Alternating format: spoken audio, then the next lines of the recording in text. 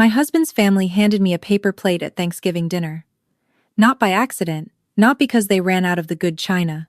My mother-in-law reached under the table, pulled out a flimsy white paper plate still in its plastic sleeve, and set it in front of me while everyone else had the blue-rimmed stoneware she only brought out for holidays. Then she smiled and said, "We thought this suited you better, sweetheart. Matches where you come from." The table laughed. Not all of them, but enough. My father-in-law chuckled into his wine glass. My sister-in-law covered her mouth like she was embarrassed for me, but her eyes were bright with amusement. My husband, Marcus, stared at his plate and said nothing. The mashed potatoes were still steaming. The turkey looked golden and perfect, and I sat there holding a paper plate like a guest at someone else's picnic, feeling the heat rise from my chest to my jaw while 11 people watched to see what I would do. I picked up the plate. I set it on my lap. I smiled, and I served myself like I was the only person in the room who had ever learned grace under fire. What they didn't know, what none of them knew, was that I had closed on a 4-unit apartment building 6 weeks earlier, and the rental income had already started hitting my account. But before I tell you how they ended up on my doorstep 8 months later, bags in hand, asking me for a place to stay after their own pride burned their house down around them, tell me something first. What time is it where you are right now? And where are you watching from? Drop it in the comments. I want to know how far this story travels tonight. My name is Meredith Cole. When I married Marcus Adler, I was 26, working as a pipeline welder for a mid-size industrial contractor outside of Pittsburgh. I made good money. Not the kind of money that looks impressive on Instagram, but the kind that comes from showing up at 4 in the morning, pulling on flame-resistant gear, and laying clean beads on high-pressure pipe joints in refineries, power plants, and water treatment facilities. My hands were calloused. My forearms had small burn scars that looked like constellations if you squinted. I drove a 10-year-old truck with steel toolboxes bolted into the bed, and I could run a TIG welder with my eyes half shut after a double shift. Marcus's family lived in Fox Chapel, a neighborhood in Pittsburgh where the driveways are longer than the streets I grew up on. His mother, Diane, was a former interior designer who had stopped working the moment his father, Gerald, made partner at a mid-tier commercial real estate firm. His sister, Vanessa, was 29, and had never finished anything she started, not college, not the jewelry business, not the lifestyle blog, not the real estate license. But she wore good clothes and spoke in a voice that made everything sound curated, so people assumed she was successful. The Adlers were not rich in the way movies show rich. They were rich in the way that lets you pretend your problems are smaller than everyone else's. Big house, leased cars, a country club membership that Gerald renewed every year even when the credit card balance crept higher than it should have. They performed stability the way actors perform confidence, from memory, not from truth. I came from Clairton, a small town south of Pittsburgh that most people in Fox Chapel had never visited and never planned to. My mother raised me, and my younger brother alone after my father left when I was 9. She worked at a commercial laundry facility, pressing hotel sheets until her wrists gave out, then switched to dispatching for a local trucking company. We were never hungry, but we were never comfortable either. I learned early that pride without a paycheck is just a more expensive kind of shame. I got into welding through a vocational program my junior year of high school. A teacher named Mr. Garza saw me in the metal shop one afternoon, watched me hold a steady bead for 45 seconds without flinching, and told me I had the hands for it. That sentence changed the direction of my life. By 22, I was certified in 4 welding processes, pulling overtime on industrial shutdowns, and saving money like someone who had seen her mother cry over electric bills and swore it would never happen again. Marcus and I met at a friend's barbecue. He was kind then, soft-spoken, laughed easily. He worked in supply chain logistics for a manufacturing distributor and didn't seem to care that my truck smelled like welding rod flux and that I showed up with soot still in my hair. He told me I was the most interesting person he had ever met. I believed him because I wanted to, and because wanting to believe someone is the most dangerous form of hope. We married small. His family wanted a venue with a balcony, and a florist they could brag about. I wanted a backyard, a good playlist, and my mother in a chair by the front row. We compromised by eloping at the courthouse and throwing a dinner party afterward. Diane never forgave me for that. She called it tacky once, then corrected herself and called it intimate, but her voice left fingerprints on the word. The Thanksgiving dinner happened during our second year of marriage. By then, the paper plate wasn't the first insult. It was just the one they performed in front of an audience. Before that, there had been quieter cuts. Diane asking Marcus if I really needed to bring my work boots inside. Vanessa tagging me in a meme about women who aged faster because of manual labor. Gerald once asking at a family dinner whether pipeline welding was something people still did, or whether robots had taken over yet. He laughed like it was a joke, but his eyes checked the room first to make sure people were watching. I never told Marcus how much these things hurt. That was my first mistake. I thought absorbing pain was the same as managing it. But silence in a marriage doesn't protect anything. It just gives the rot more room to grow. After the paper plate, I drove home with Marcus in the passenger seat and waited for him to say something. He turned up the radio. I turned it off. "You saw that," I said. He sighed. "They were just being weird. Mom does that sometimes.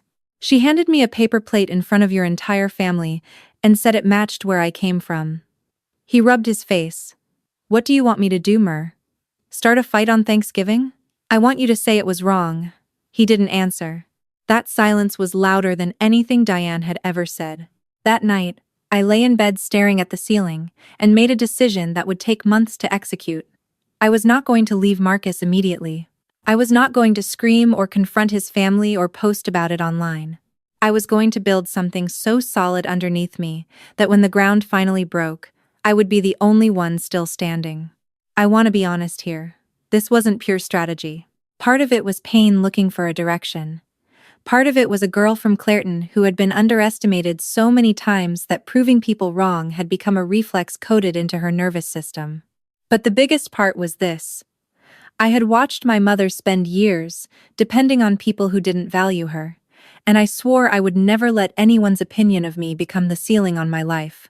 I started picking up extra shutdown contracts. In welding, shutdowns are where the real money lives. Refineries and plants schedule annual maintenance windows, and for 2 to 4 weeks, welders work 12 to 16-hour days, 6 or 7 days a week, at premium rates plus per diem. I took everyone I could. I drove to jobs in Ohio, West Virginia, even one in eastern Kentucky. I missed dinners. I missed weekends. Marcus complained that I was never home, and I told him the overtime was temporary. It wasn't. I was saving with the precision of someone building a weapon they hoped they'd never have to use. Within 18 months, I had put away enough for a solid down payment. I found a 4-unit brick building on the south side of Pittsburgh, the kind of property that doesn't photograph well but cash flows from day one. 2 units were already rented. A third needed light renovation. The fourth I planned to keep empty as a backup. I closed quietly using a trust my attorney helped me set up, so the property wouldn't appear under my married name in any casual search. The Adlers never knew. Marcus never knew, because by then our marriage had become 2 people sharing a kitchen and pretending the silence between them was peace. I should tell you about my friend Rosa, because she matters later. Rosa Gutierrez had been my closest friend since welding school. She was a pipe fitter, 5'2", built like a fire hydrant, and the only person who could make me laugh on a 16-hour shift. Rosa was the one who drove me to the property closing. She was the one who handed me the keys and said, "Mija, you just bought yourself a future that doesn't need anyone's permission." She was my Owen, the person who never asked me to shrink so she could feel comfortable. 8 months after that Thanksgiving, 3 things happened almost simultaneously. First, Gerald's firm lost 2 of its biggest commercial tenants. The properties sat empty. Cash flow dropped. Gerald, who had leveraged the family's personal finances against business credit lines, suddenly found himself in a position where the house, the cars, and the club membership were all sitting on a foundation of debt that had just cracked. Second, Vanessa's latest venture, a co-working event space she had launched with money borrowed from her parents, failed after 4 months. The landlord sued for the remaining lease. Vanessa, who had never read a contract carefully in her life, discovered that Gerald had co-signed personally. Third, Marcus came home one Tuesday evening and told me he had been let go. Restructuring, he said. His voice was flat. His eyes looked like someone had turned a light off behind them. I did not say I told you so. I didn't think it. What I felt was sadness. The specific kind that arrives when you realize you have been preparing for a collapse that part of you still hoped would never come. Within weeks, the Adler family began its slow-motion unraveling. Gerald and Diane put the Fox Chapel house on the market, but in a soft real estate environment with mounting debt, the sale wouldn't close fast enough. Vanessa moved back in with her parents temporarily, which meant 3 adults under financial pressure, sharing a house that was no longer technically theirs. Marcus grew quieter, then angrier, then absent. He started sleeping at a friend's apartment 3 or 4 nights a week without telling me where he was going. The marriage had become a legal formality wrapped around 2 people who had stopped reaching for each other. I want to be clear about what happened next, because I don't want anyone to think I was sitting in the dark waiting to be cruel. I filed for separation on a Thursday afternoon in March, quietly, through my attorney. I told Marcus in person. He cried, which surprised me. Then he said, "Is this because of my family?" I looked at him for a long time. "It's because you never once stood between me and them." He moved out that weekend. We agreed on terms quickly because there wasn't much to split. He kept the furniture. I kept my tools, my truck, and the savings he never knew existed. What I didn't expect was the phone call from Diane 2 weeks later. Meredith. Her voice was different, stripped, like someone had sanded the performance out of it. "I know things have been difficult, but I need to ask you something and I need you to hear me out." I waited. "Gerald and I have to leave the house. The sale is taking longer than expected and the carrying costs, we can't manage them. Vanessa is already with us. Marcus is on a friend's couch. We need somewhere to go for a few months, while everything settles." She paused. "Someone told us you own property on the south side." My stomach dropped. Not from fear. From recognition. I knew this moment was coming. I had rehearsed it in my head during late-night shifts, during drives home through empty highway stretches, during the quiet minutes before sleep, when the brain replays every humiliation like a documentary. It can't stop producing. "Who told you?" I asked. Silence. Then. Vanessa found the trust records, public filings. So that was how they found out. Not through Marcus. Through Vanessa, who apparently only developed research skills when she needed something from someone she had spent years belittling. "You're asking to live in my building," I said. "We're asking for help." Her voice cracked slightly, and I couldn't tell if it was genuine or habitual. "Diane, do you remember the paper plate?" A long pause. "Meredith, that was a long time ago." "It was 8 months ago. You pulled it out of a plastic sleeve. You said it matched where I came from." Gerald laughed. Vanessa laughed. 11 people watched. Marcus said nothing. "And you're calling me now because the stoneware isn't yours anymore." I could hear her breathing. "I'm not going to pretend that was okay," she said very quietly. "Good. Because it wasn't." Another silence. Then she asked, "So is that a no?" I told her I would call her back. Then I hung up and sat in my truck in the parking lot of a supply warehouse for 20 minutes, gripping the steering wheel, feeling every emotion arrive in the wrong order. Anger first. Then grief. Then, something that felt dangerously close to satisfaction, followed immediately by guilt for feeling it. I called Rosa. "They're asking to live in my building." Rosa was quiet for exactly 3 seconds. "What are you going to do?" "I don't know." "Yes, you do." She was right. I did know. I just needed someone to witness the decision, so it wouldn't eat me alive later. Here is what I did. I did not say no. I did not say yes. I said, "I have conditions." I met Diane and Gerald at a diner on Carson Street the following Saturday. Neutral ground, broad daylight. Rosa sat 3 booths away, pretending to read a magazine, because she told me she wasn't letting me walk into that room without backup, even if the backup was just a pipe fitter with a bad poker face. Gerald looked 10 years older. His blazer was wrinkled. Diane had no jewelry on except her wedding band. Vanessa was not with them, which told me she either couldn't face me or wasn't invited. I set a folder on the table. Inside was a printed lease agreement, a set of house rules, and a letter. Unit 3 is available, I said. 2 bedrooms, 1 bath, street parking. Rent is fair market rate, which I've outlined here. First month and security deposit required. No exceptions. Gerald's jaw tightened. You're going to charge your own family rent? You're not my family anymore, Gerald. You made sure of that. But even if you were, this is a business property.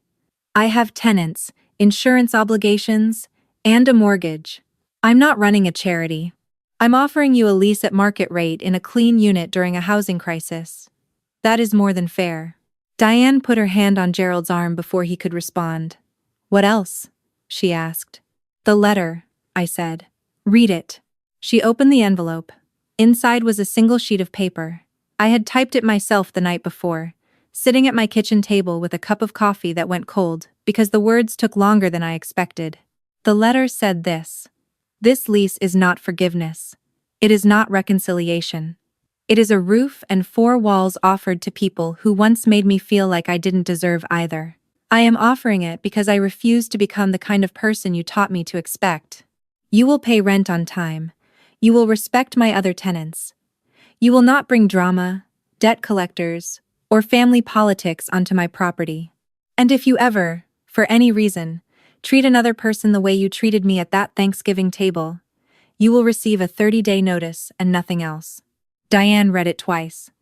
Then she set it down, pressed both palms flat on the table, and exhaled like someone who had just been told the diagnosis they had been dreading. We accept, she said. Gerald looked like he wanted to argue. Diane looked at him once. He closed his mouth. They moved in the following week. I won't pretend it was easy. The first month was stiff and strange. Gerald avoided eye contact in the shared hallway. Diane overcompensated by being aggressively polite, leaving notes on my door thanking me for things that didn't require thanks, like taking out the building's recycling. Vanessa, who had rented a room across town with a coworker, visited once and couldn't look at me for more than 2 seconds. I kept my distance. I was cordial but not warm. I fixed a leaking faucet in their unit and left the invoice on their kitchen counter, because boundaries require consistency even when they feel petty. The shift began on a Sunday morning, 6 weeks after they moved in. I was coming back from a sunrise emergency call, a burst pipe at a brewery on the North Shore, still in my flame-resistant jacket and steel toes, smelling like flux and pipe dope. Diane was sitting on the front steps of the building with a cup of tea, watching the street wake up. She looked at me, really looked, not the way she used to look, as if checking whether my appearance would embarrass her. More like someone seeing something for the first time that had been there all along. You were up all night? She asked. Burst pipe at a brewery. Called me at 2 a.m. She nodded slowly. I used to think what you did was. She stopped. Beneath your family, I finished. She flinched. Yes. And now? She looked at the building. At the brick I'd pointed last fall. At the new mailbox I'd installed myself. At the porch railing I'd welded and painted on a Saturday afternoon. Now I think you built something real while the rest of us were decorating things we didn't own. That sentence hit me somewhere behind the ribs. Not because it fixed anything. Because it proved how long she could have seen me clearly if she had bothered to try. Thank you, I said. Not for the compliment. For the honesty. She nodded. That was enough for one morning. Gerald took longer. Men like Gerald don't apologize. They adjust. He started taking out the building's trash without being asked. He fixed a broken step on the back porch using tools he borrowed from my shed, and when I came home, he said, "Check the riser height. Should be to code now." It was the closest thing to an apology his pride would allow, and I accepted it for what it was. A man learning to build something with his hands for the first time in his life, starting with the steps he had spent years looking down from. Vanessa sent me a message 2 months later. It was long and disorganized and full of the kind of honesty that only arrives after someone has run out of performances to hide behind. She told me she had started therapy. She told me she had gotten a job as an administrative assistant at a dental clinic. She told me she understood now why I never reacted to her jokes, because they were never jokes. Then she wrote something that I saved as a screenshot because I wanted proof that people can change, even when you've stopped expecting them to. You handed us a lease when you could have handed us a locked door. I don't know if I would have done the same. I'm trying to become someone who would. I didn't respond for 2 days. Not because I was angry. Because growth deserves space, and rushing to forgive can be just as dishonest as refusing to. Marcus called once, late at night, about 3 months after the separation. His voice was rough. I heard they're living in your building. I confirmed. He was quiet for a while. That's more than I ever gave you, Mer. I didn't argue. I know, I said. Then I wished him well, and hung up, because some conversations are finished even when the other person still wants to talk. Spring came to Pittsburgh the way it always does. Reluctantly, with cold mornings that slowly surrender to longer light. The building looked different in April. Mrs. Chen in Unit 1 had planted window boxes with marigolds. The retired couple in Unit 2 started grilling on the shared patio on Sundays. Diane, of all people, organized a building potluck and made her grandmother's potato salad, which was actually exceptional. She brought it on a blue-rimmed stoneware plate. She set it in front of me, without a word. I looked at her. She held my gaze. And in that silent exchange was every apology that words would have made smaller. Gerald got a part-time consulting gig through a former colleague. Nothing glamorous, enough to cover rent and start rebuilding. He stopped wearing blazers. He started wearing flannel. Rosa said he looked like a dad in a hardware store commercial, and I almost choked on my coffee laughing. One evening in late May, I was sitting on the back porch of the building, watching the sun turn the steel bridges gold over the Monongahela River. Rosa was beside me, drinking a beer, her work boots still on, her hard hat sitting on the step between us like a loyal dog. "You ever think about what would have happened if you'd just said no?" she asked. I thought about it. The cold way it would have felt. The clean, sharp edge of refusal. The satisfaction that lasts about 15 minutes, before it curdles into something heavier. "Every day," I said. "And every day I'm glad I didn't." "Because you're a better person?" "Because I'm a stubborn one." Saying no would have been easy. Making them sit inside the life I built while they rethink every assumption they ever made about me? That takes patience. And a really good lease agreement. Rosa clinked her bottle against mine. "Mija, you are terrifying." I laughed. It was the kind of laugh that comes from somewhere you forgot existed, somewhere underneath the scar tissue, and the overtime, and the 4 a.m. alarm clocks. Somewhere that still believes people can be better than their worst moments, if you give them a structure to grow inside, instead of just a door to pound on. Here is the thing about revenge that nobody tells you. The kind that makes you feel powerful for a day will make you feel hollow for a year. But the kind that forces people to live inside the proof of your worth, to pay rent to the person they dismissed, to watch you come home in steel toes and a welding jacket and know that those calloused hands built the roof over their heads, that revenge doesn't expire, it just compounds. Like interest, like discipline, like the slow, stubborn, unglamorous work of becoming someone who doesn't need anyone's permission to matter. My mother-in-law handed me a paper plate on Thanksgiving and told me it matched where I came from. 8 months later, she was living in a building I owned, paying rent I set, following rules I wrote, and learning for the first time that the woman she dismissed was the only person in the family who had built something that couldn't be repossessed. But the part that matters most isn't that they needed me. It's that I didn't need them to need me in order to know what I was worth. The paper plate taught me something Diane never intended. It showed me that people who hand you the cheapest thing they can find are telling you exactly how expensive their own fear is. She wasn't insulting me that day. She was confessing. I still have the plate, by the way. I keep it in a drawer in my kitchen. Not as a trophy. Not as evidence. As a reminder that the things people use to make you feel small are almost always the exact dimensions of their own insecurity. So tell me honestly, if your family had handed you that plate, looked you in the eye, and laughed, what would you have done? Would you have walked away that night? Would you have built what I built? Would you have opened the door when they came asking? Or would you have let the silence teach the lesson for you? Whatever your answer is, remember this. You don't owe anyone a seat at your table just because they share your last name.